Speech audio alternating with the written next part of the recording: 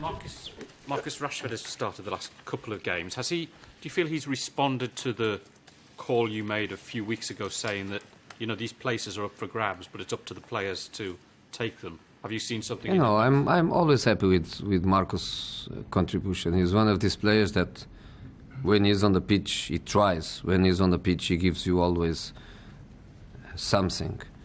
I know that last season, no pressure. I know that last season, in front of the goal was bigger. I know that this season the expectation is higher, the pressure is higher, and the goal is shorter. And he's missing some chances. He doesn't score so many goals as he could because he has lots of playing time on the pitch. But this is absolutely natural. The second year after a season of explosion, expectation, everything changed. He's not anymore the surprise kid. He's a player that everybody respects, that everybody knows the qualities, and it's normal that he's in this period of transition where he's still a kid, but he's not anymore the new kid in town. So I think next season will be very, very good for Marcus, because this season is giving him a capital of experience at this level of responsibility, at this level of being a professional player for a club like Manchester United. So I'm really happy with Marcus. That's why every match since the beginning of the season is there, or bench, or line up, or coming last 20, or coming last 30, or coming last 10, but every match is there. And he told something in the other day that made me really happy, which is, he says that he's learning so much, even in tactical meetings, even in training sessions, he's learning so much. So I think his future will be brilliant. His present is good, and we need him. I don't know if you saw this week, Florentino Perez came out with some quotes in Spain saying that someone here at United is messing with David De Gea's head, or messing with him. Do you sense that this is the start of Madrid possibly trying to unsettle David again, and with a view to maybe making a bid for him again, having failed a couple of years ago? With Mr. Perez and his right arm, Jose Angel Sanchez, there are some of the people in football that I can say that I didn't work for them and it's over.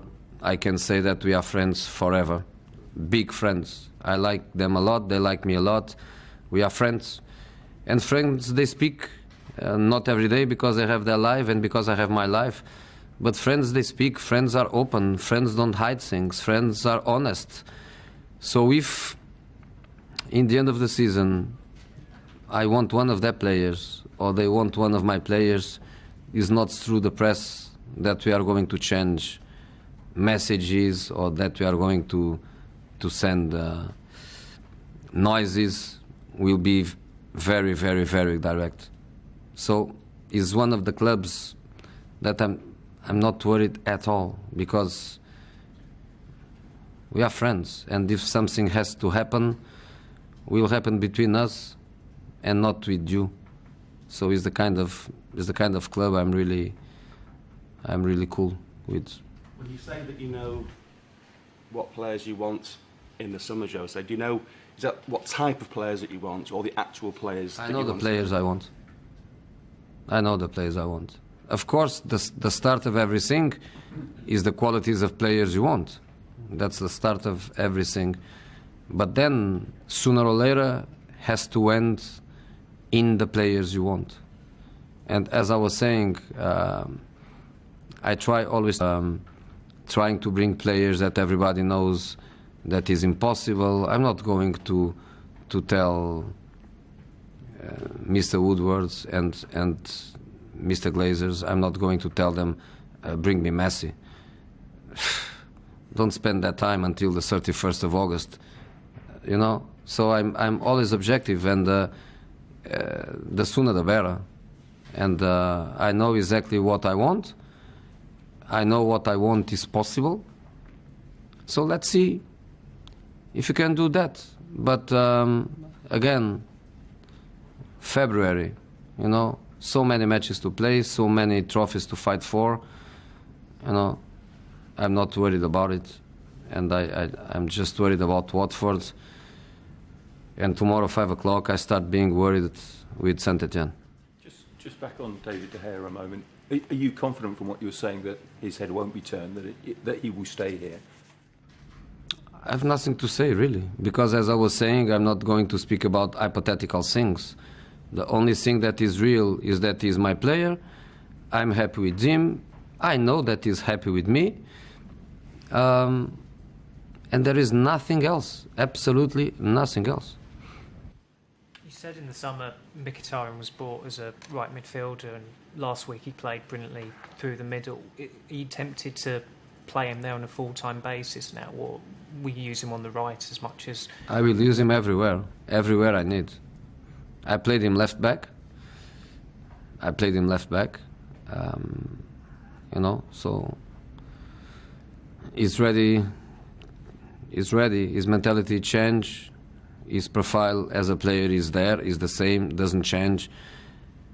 But the mentality changed, the approach changed.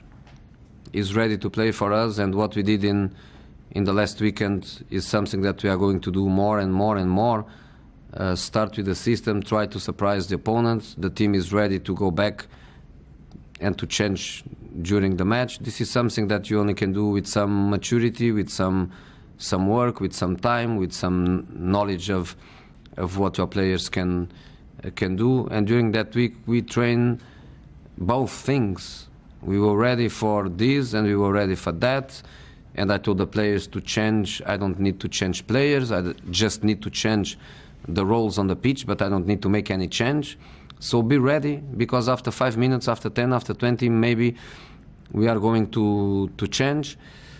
So I think we have more and more and more capacity to try to do these things and to try to surprise opponents or to create them difficulties during the match.